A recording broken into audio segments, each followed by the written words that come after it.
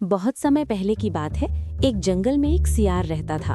वो बहुत ही आलसी और लालची था।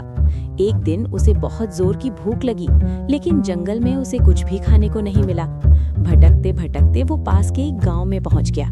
जैसे ही वो गांव की गलियों में घुसा, वहां के शिकारी कुत्तों ने उसे देख लिया। कुत्ते जोर जोर से भौंकने लगे। सियार डर के मारे अपनी जान बचाकर भागने लगा।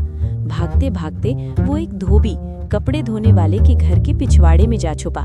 वहां धोबी ने कपड़ों को रंगने के लिए एक बड़े से ड्रम में नीला रंग, नील, घोल कर रखा था। सियार ने सोचा कि इसमें छुप जाता हूँ तो कुत्ते मुझे देख नहीं पाएंगे। वो धपाक से उस ड्रम के अंदर कूद गया। थोड़ी देर बाद जब कुत्ते चले गए तो सियार बाहर निकला। उसने जब अपने पैर देखे तो वो हैरान रह गया। वो सिर से लेकर पूंछ तक पूरा का पूरा चमकीला नीला हो चुका था। उसने पास के पानी में अपनी शक्ल देखी और खुद भी डर गया। फिर उसने सोचा, अरे वाह, ये तो बहुत अच्छा हुआ। अब से जंगल का कोई जानवर मुझे पहचान नहीं पाएगा। सियार शान से चलते हुए वापस जंगल पहुंचा।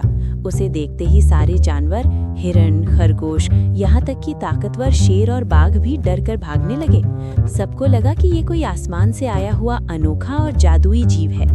सियार ने मौके का फायदा उठाया और एक ऊंची चट्टान पर चढ़कर बोला, मेरे प्यारे जानवरों, डरो मत, मुझे स्वयं भगवान ने भेजा है।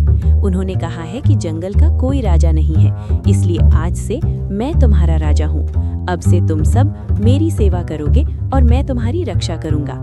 शेर ने सोचा, शायद ये सच कह रहा है। ऐसा नीला जानवर तो पहले कभी नहीं देखा। देखते ही देखते शेर सियार का सेनापति बन गया और हाथी उसका दरबारी। सियार अब मजे से शिकार का आनंद लेता और बिना मेहनत किए राजा की तरह रहने लगा। दिन बीतते गए और सियार का घमंड बढ़ता गया।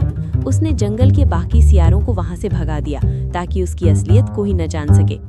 एक सुहानी रात थी।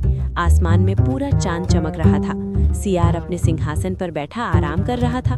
तभी अचानक दूर से बहुत सारे सियारों के रोने की आवाज आई। असली सियार की फितरत कभी नहीं बदलती।